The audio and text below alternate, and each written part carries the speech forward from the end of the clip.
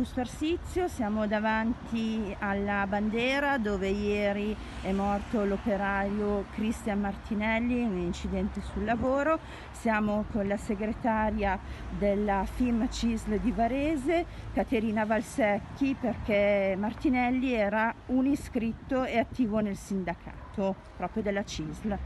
Come avete intenzione di affrontare questo momento di cordoglio e di dolore nel mondo del lavoro?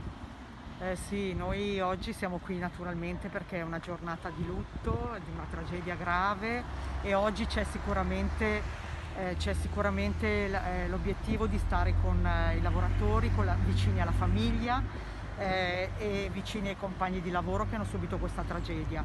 Noi abbiamo bisogno di sollevare il tema della salute e della sicurezza nei luoghi di lavoro. Questo diventa un giorno importante perché non è mai alta l'attenzione, non è mai sufficiente e noi chiediamo più controlli, più ispezioni, più attenzione, perché è questo che conta, anche la formazione dei lavoratori, è questo che ci fa diminuire appunto la possibilità che possano avvenire incidenti e anche purtroppo tragici avvenimenti come questi che portano addirittura alla scomparsa delle persone.